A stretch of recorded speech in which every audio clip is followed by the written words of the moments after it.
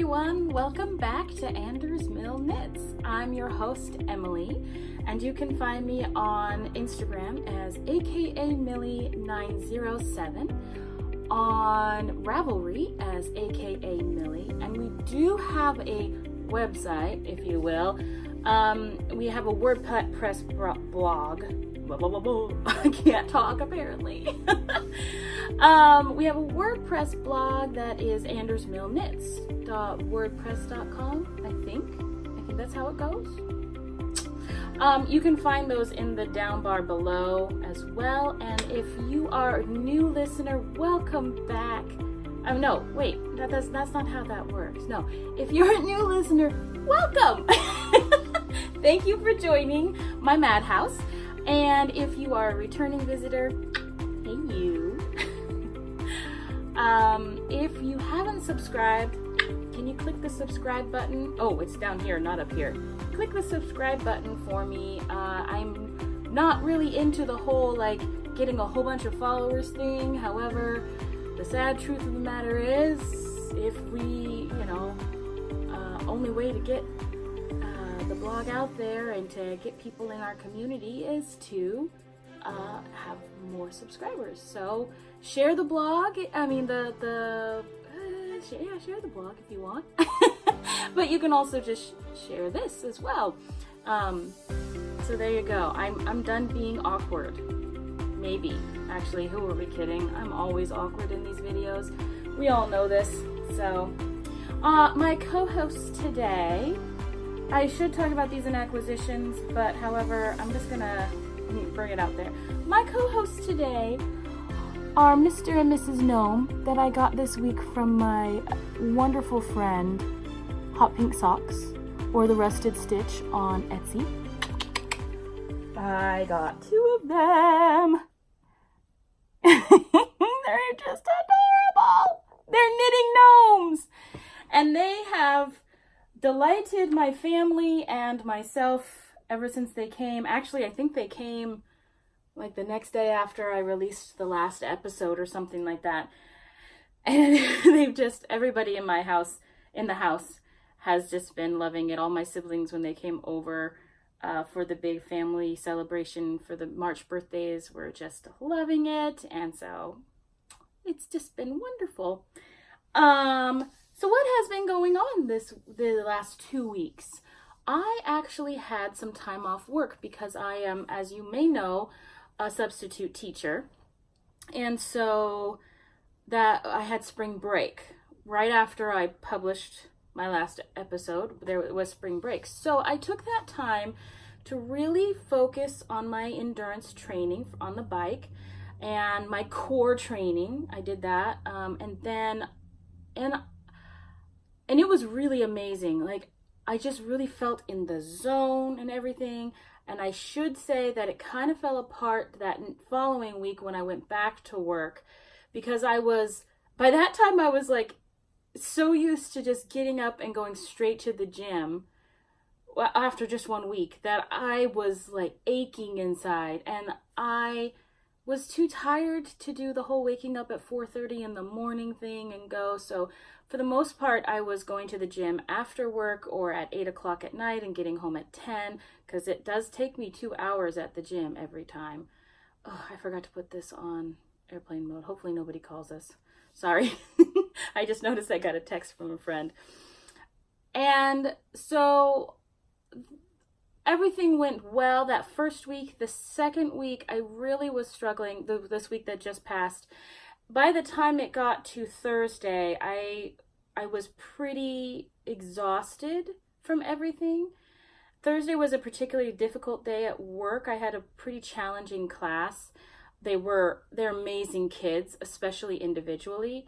As a group, it was just really difficult because I came, whenever you're a substitute, you come in to a classroom and you disturb their, it's not traditions, it's their routine.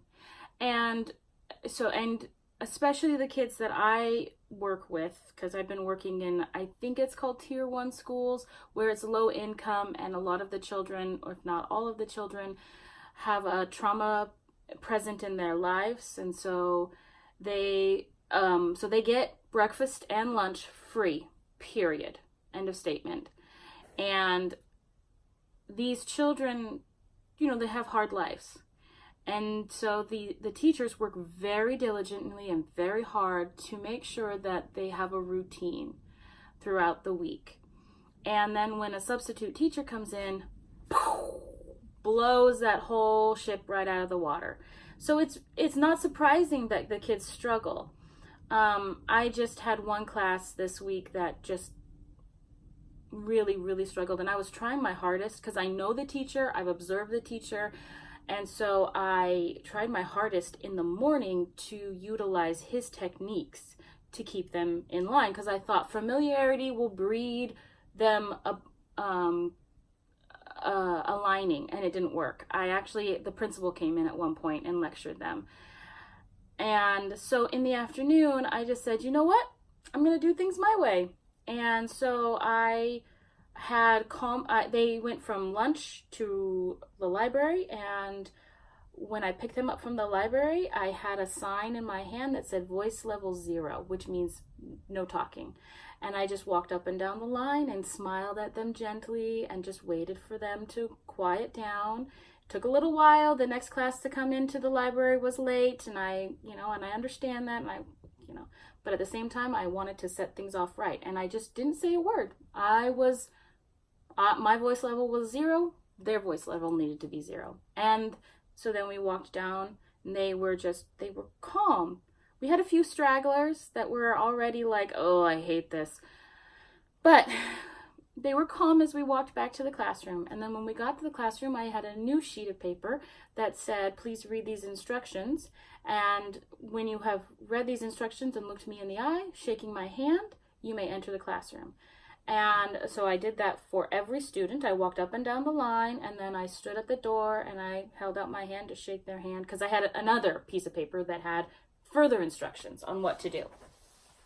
And what I asked them to do was just go to their desks, sit down, and read and follow the instructions that are on the board. And when I had calming music playing, so when they came in, it was nice and calm and relaxed. And on the board, I had down, please draw me a calming place, someplace special. And so they did. And I said voice levels at 0. And they did. They sat down and they did it. And so after that, things just went really smoothly. I continued to have the calming music throughout the rest of the afternoon. We did math. I'm horrible at math. And yet these kids were amazing. And they drew me some pictures. And one even did an origami heart and apologized for the way she had acted in the morning. And I was just like, oh my gosh, I love you guys. And so anyway, it was just amazing in the afternoon. So that being said, then I went to knitting night. Oh wait, no, right after that I went to my energy healer, which I will talk about in a second. And then after that I went to my knitting night. And by that time I was just beyond exhausted. But I still had to do my 65 minutes of biking, and all my stretches and everything, because I am very big into the stretching right now. I am determined to not get tight calves and everything. So I went to the gym like I'm committed to do, and I did it. By the time that was over, I was so,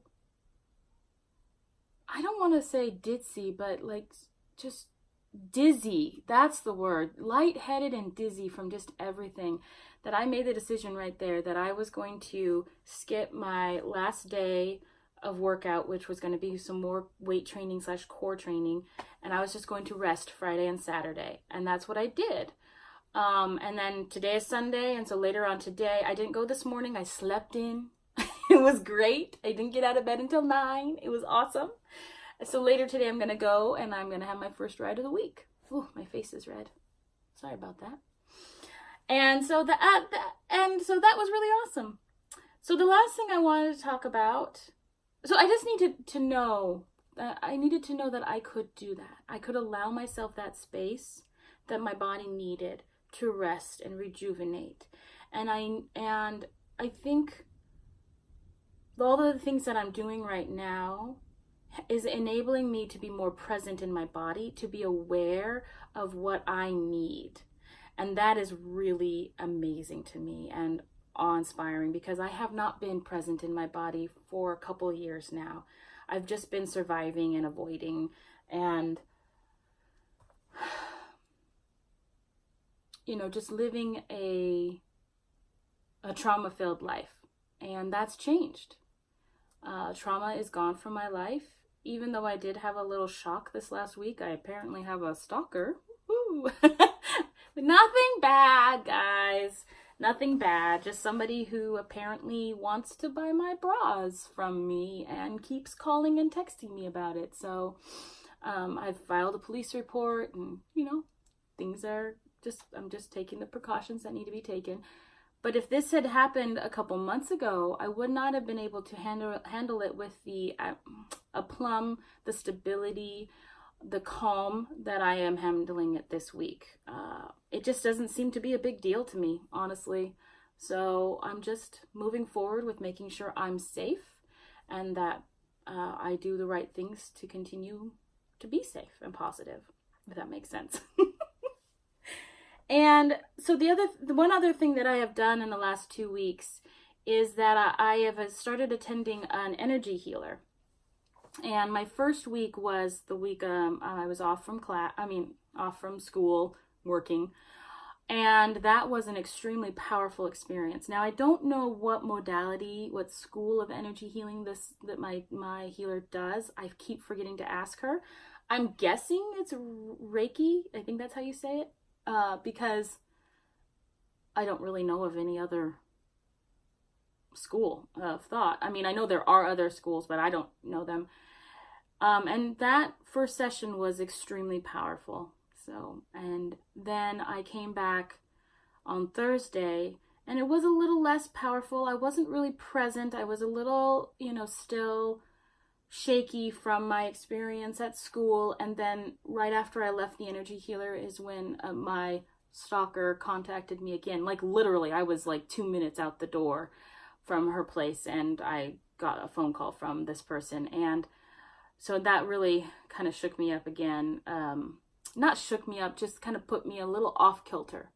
But at the same time, like, I knew what I needed to do. I discussed it with a good friend of mine before I did it, and, Anyway, so the second time I went was a little less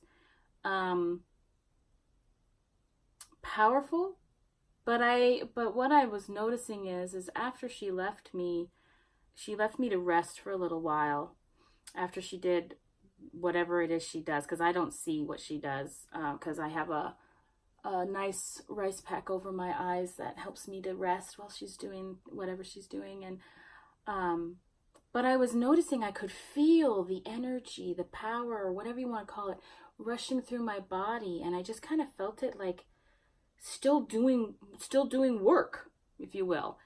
And when she came back in, I mentioned that to her, and she goes, well, yes, if I've done things right, then the energy will continue to flow and will build on each other. And so it will become stronger and stronger.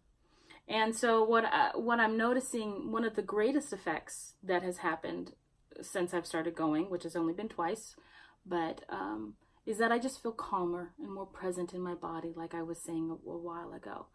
And for that alone, I am grateful for it. Between exercising, the energy healer, and the really intensive therapy I'm doing around my PTSD, and the fact that I feel like I'm just taking care of myself, and I finally feel like I have support around me. For a long time, once I got home, I did not feel that way. And it was, again, because of me. But right now, I feel really supported and loved. And though the struggle is still there, I feel like I'm making good strides. And it's just between those three things, I feel brighter. I guess that's the word to say.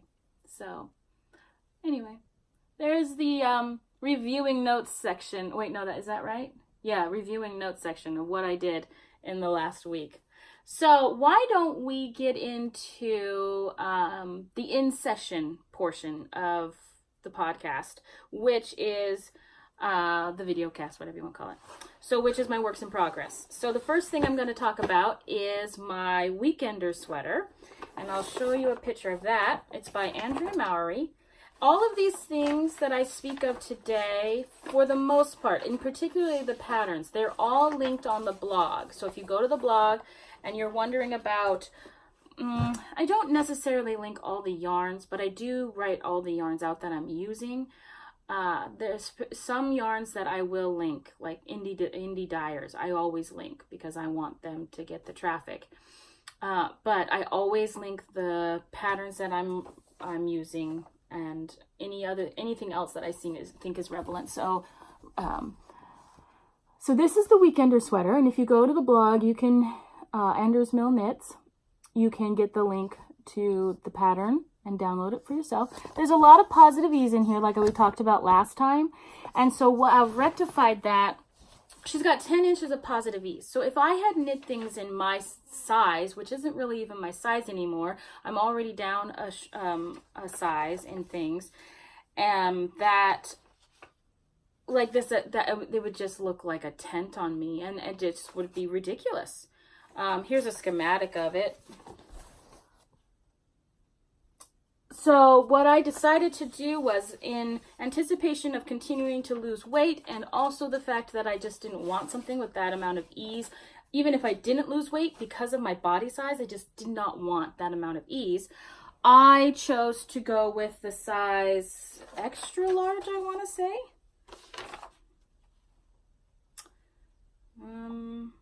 Whoops, nope, gotta go back here. Yes, extra large. No. Just large. Wow, I'm knitting a large. That makes me feel a little giddy. And even at this, it's feeling pretty spacious. So I'm pretty good at that. So I have finished the front portion and put the shoulder stitches on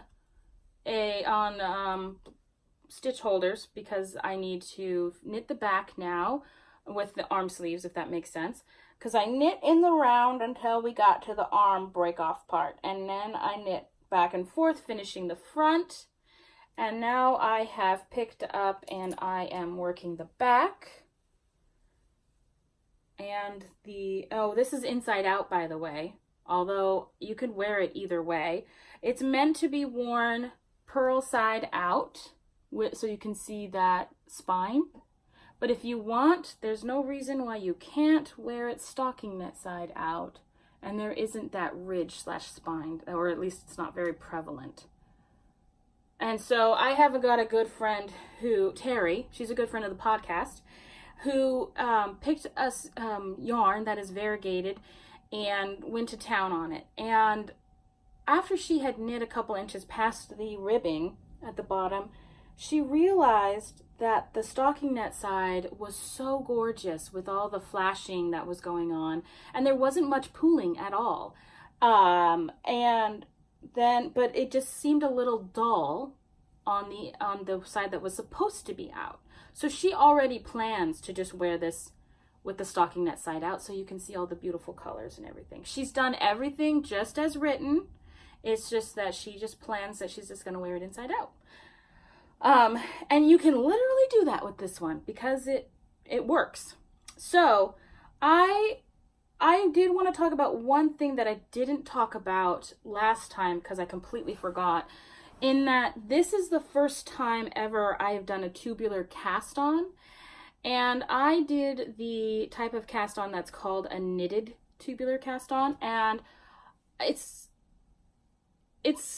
I don't know that I can explain it. So, but it's really beautiful. It gives you an extremely polished and lovely edge now. And this is the yarn that actually I can now take off now that I finally talked to you guys about it. I can take this yarn off because that was just helping me to get going. But it gives you this beautiful edge. And so what I'm going to do, instead of actually just talking about it, I'm just going to link to the video that I used to do the tubular cast on. All of the other women, not all of the other women, but a great deal of the other women really struggled.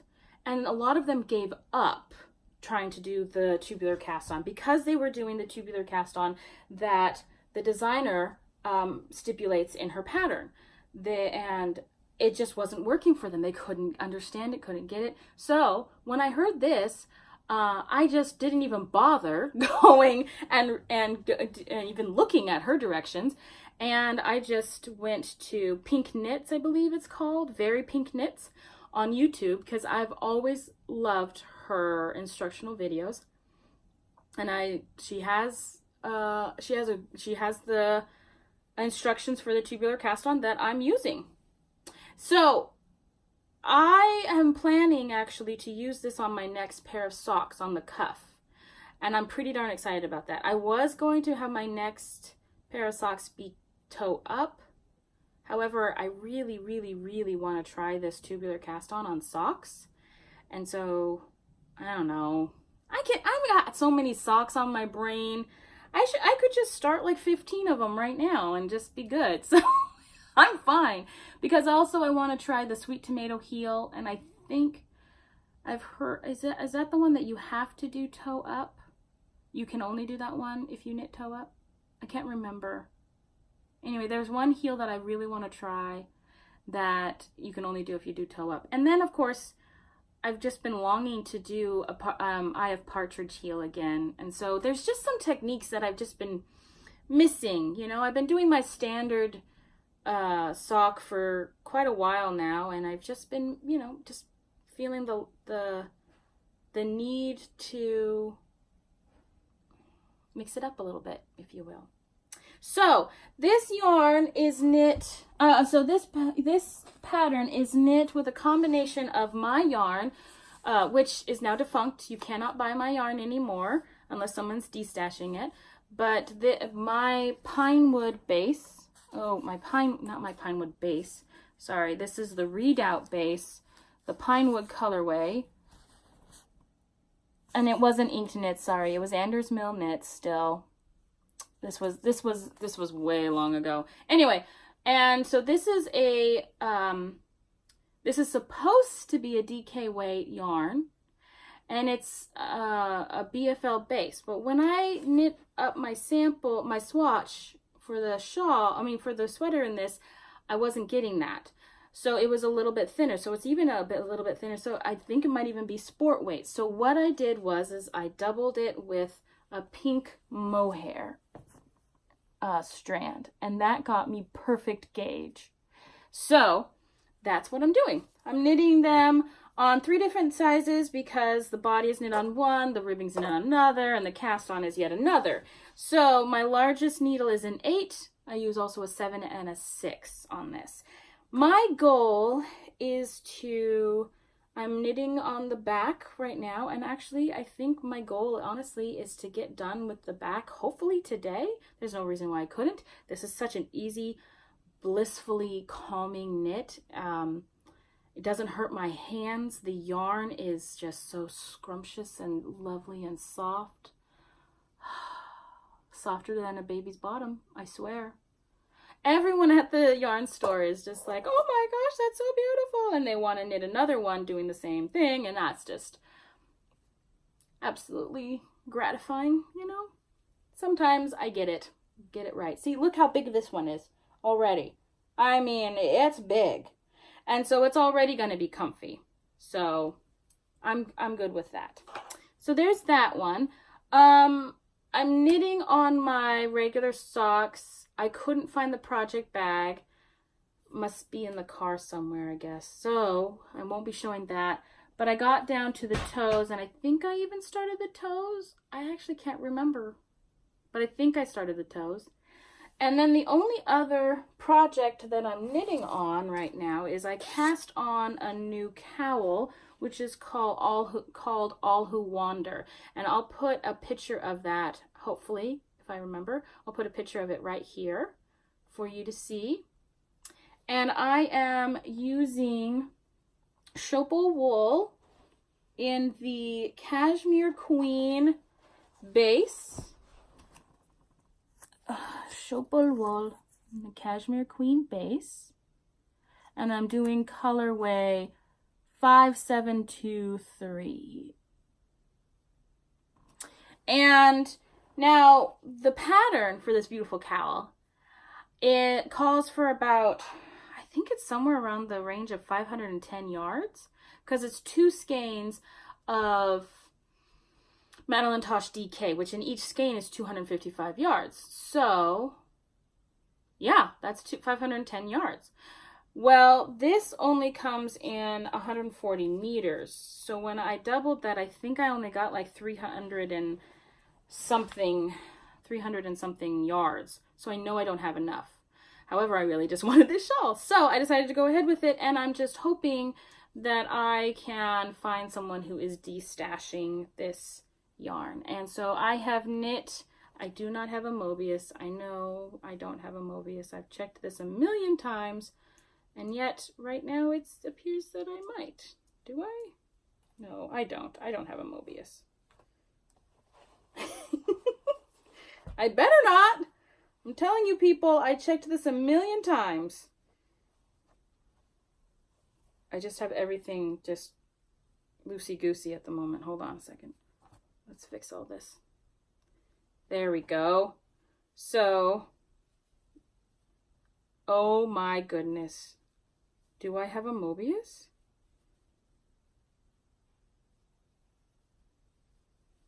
No, I don't. Okay, we're good. We're good. I might have been freaking out just a little bit there. All right, so I have just knit the ribbing and the first row of the lace, so you can't see anything about it really. So, but the color is gorgeous. This is the correct color here. It's just absolutely wonderful, and it's a felted yarn, and I think it might be discontinued. So the strand is felted. It's got, where did the tag go? It's got 45% virgin wool, 35% cashmere, and 20% silk. So there you go. It's a luscious yarn, and I'm really enjoying the knit. Again, it's very easy and intuitive, and the yarn is just flowing through my fingers like butter. So, and this is living in a brand new bag. Everything this week is brought to you by the Rusted Stitch. So this is my brand new project bag from the Rusted Stitch, and it's gorgeous. So just to remind you, Stephanie, the owner of the shop, she takes sweaters that she recycles from like Goodwill and secondhand shops, and so this is actually a sweater on the outside, and she repurposes it into a bag. So you get very unique compositions, and then she puts like a canvas type gray on this one in the middle. I've got a lot of her bags, a lot, because I love them so much, and they're just this wonderful size. And she puts a leather strap to hold it on your finger right there, and it's just great. There's lots of finishing touches that are just beyond the norm that I, just, and her, what is the word? Her technique, maybe? I don't know, is spot on. So I don't worry about the zipper catching on things, on itself even, and I don't worry about this falling apart, and I just enjoy it so much. So that's the only other thing I'm working on. And that was also one of my acquisitions, so one less thing to talk about. So, on to case notes. I have completed a sweater, sort of. The test knit for the Soul for Kay Hopkins, I finished that last week, and I didn't knit one of the sleeves.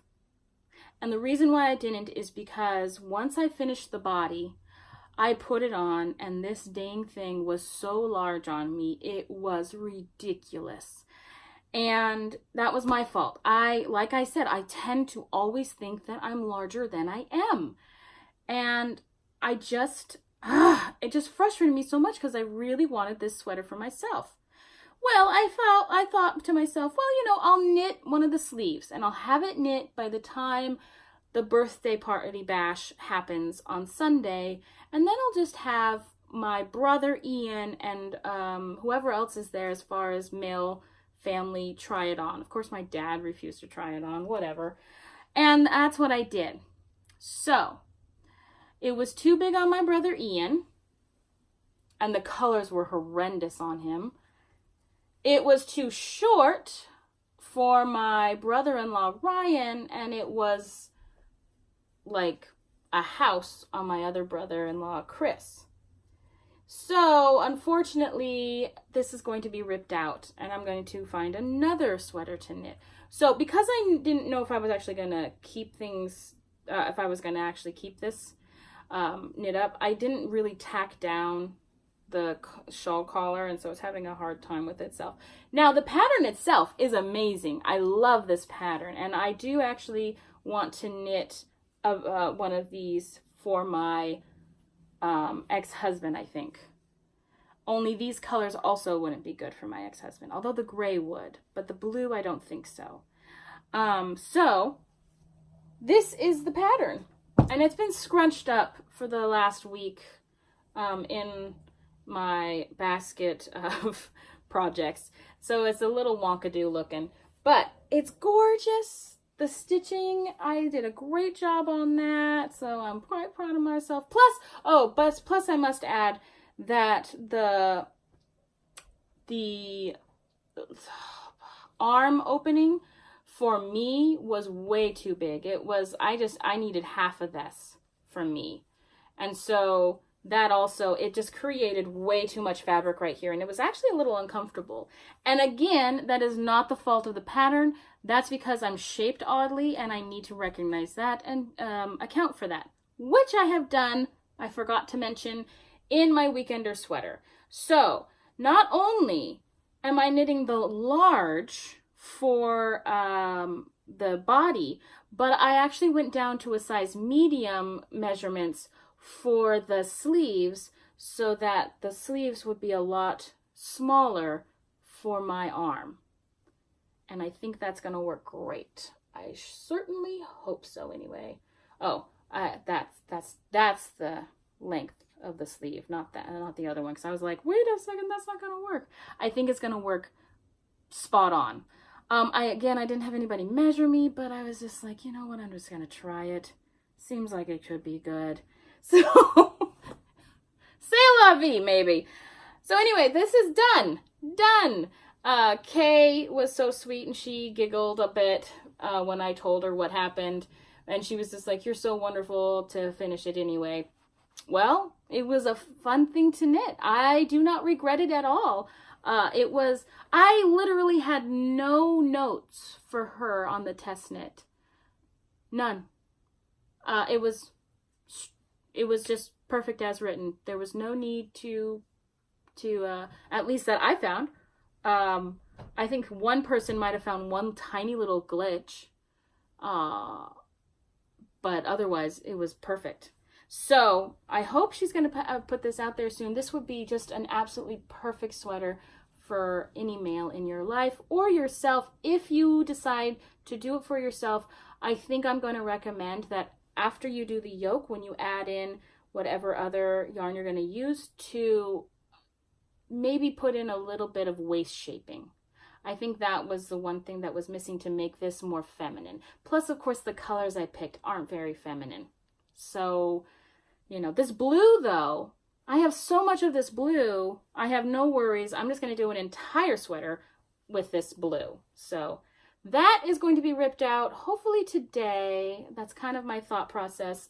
I've been watching a lot of YouTube videos about endurance biking and things, and so while I'm watching that and I'm thinking about concentrating on my studying, if you will, I think that I want to rip that out while I do that this afternoon.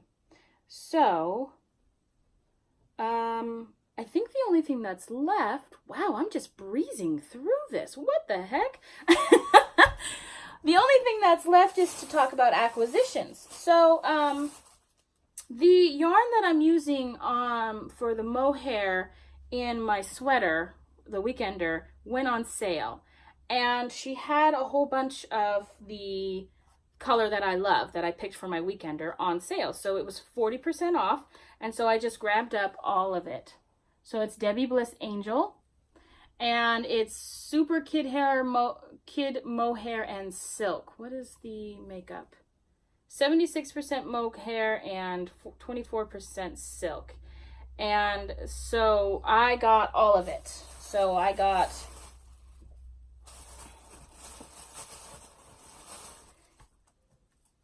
all of it. 5 skeins. I might have to use one more skein for the sweater that I'm knitting on now, which is actually why I was looking at it to begin with, and then it was a happy coincidence that it went on sale because it's being discontinued. So I was like, oh, well, this is actually really affordable yarn in on itself when it's not on sale. So let's go ahead and take care of that, shall we? So I got all these. And if I have to use another one of this, just in case, I got myself the 2 skeins that she had of, oh shoot fire, here we go, got it. The 2 skeins that she had in this hunter, not hunter green, maybe it's hunter green. The light is not very good, and that's not good. Do you see it there? So I thought, you know, oh, maybe I'll throw in some stripes of this or something. Because I'm kind of thinking like, I don't even know what I'm thinking. I seriously have no idea what I'm thinking. I'll use it for something. I don't know. Maybe it'll be a sweater on its own, a shell or something. Or maybe it'll be a really long stole or whatever. I don't know. And the last thing, this was a complete impulse buy, like everything is these days for me. What the heck, Emily? Let's just call a spade a spade. I saw this skein and I had to have it. I mean, it is so scrumptious in the cake. Like, oh my gosh. And the woolly smell, but it's not superwash either. It's virgin wool again. And this is from online. I love online brand. I have knit 3 pairs of socks using their more rustic yarn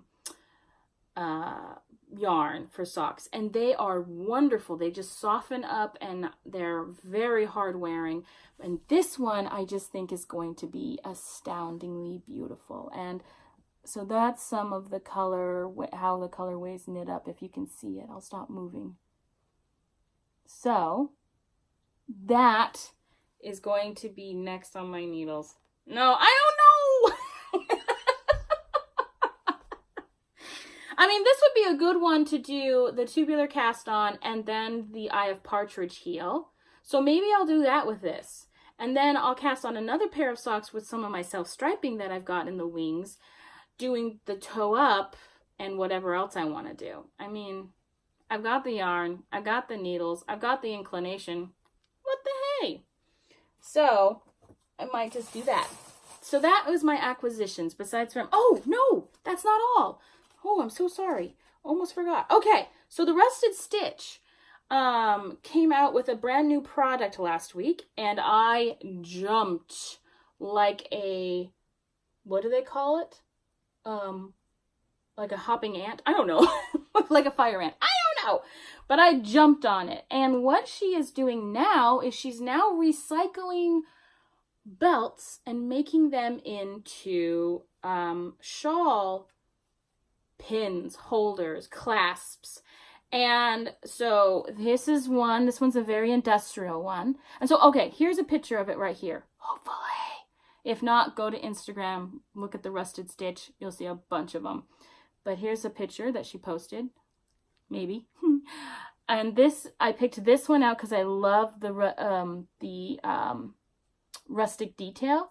And then I also picked this one out. Plus, okay, so black, brown. And this one's a little bit more feminine with the weave.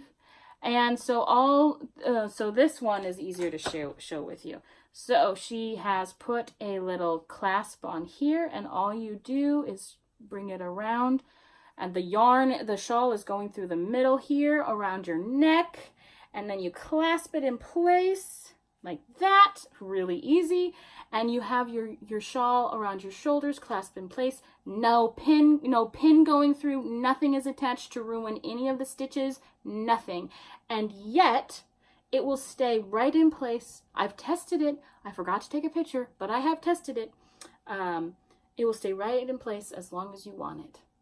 And so I love this. So, and she's got some really fun ones going on in her shop right now. So I would suggest to go over and look at that as well if you'd like. And they're quite reasonable, like $8. So that's why I kind of bought two. So, because, one is great, two is better. All right, so here's the deal. I need to pause the video because I forgot to grab something that I wanted to talk about. So here we go. Oh, wait. Okay, so I decided that I wanted to introduce something a little bit new. And of course, now my camera's off. Sorry, guys. There we go. I wanted to introduce something a little bit new, which is I wanted to share with you a quote each week, in each episode, and have a little discussion about that to just round things out. So one that I thought, well, honestly, one that came to me, I feel, really spoke to me this week is this one. Never forget how far you've come, everything you've gone through, all the times you've pushed on even when you felt you couldn't, all the mornings you got out of bed no matter how hard it was, all the times you wanted to give up but you got through another day. Never forget how much strength you have learned and developed. And I want to add earned. The reason why this one in particular I think it's the never forget how far I've come, that first line. I've gone through so much in the past 5 years, so much in the past 7 years, honestly. But in particular, the last couple years have been really difficult for me, and I kind of lost my way for a while. I kind of lost the true essence of Emily, and I didn't think that I would ever get it back. And I'm not saying I have gotten it back, because the thing is there's a new Emily emerging. And the strength that I have earned and learned and unearthed is really coming to play and to help me now. This last week, when I was with my therapist, every week we fill out a form, and I do this with my clients too when I am working as a therapist, in that we fill out a form asking you to rate certain things. Like, for me, it's based around my PTSD diagnosis, and so some of the questions are, how often would you say you were hyper aware or hyper, that's not really the question. I'm having trouble remembering exactly the words of the question. How many times did you feel anxious? Did you have nightmares? If so, how often? And many others. Or were you reckless in your behavior? I'm just paraphrasing all the questions. And I've been doing this questionnaire for the past month with him, so every time I come in.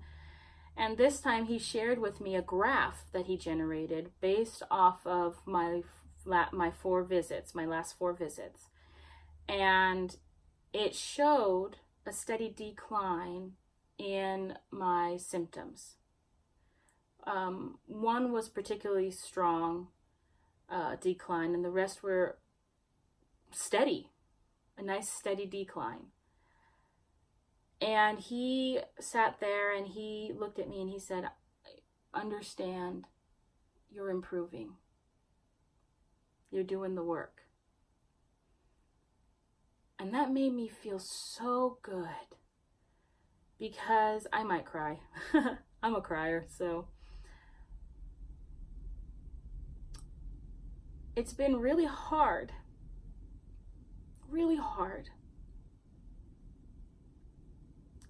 The last, actually, in particular, the last year now, since I left my husband, my ex-husband, I guess now.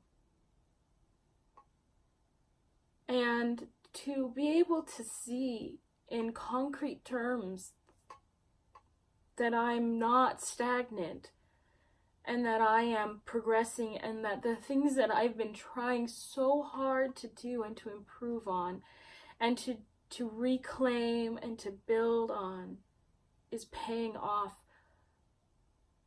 was so empowering and so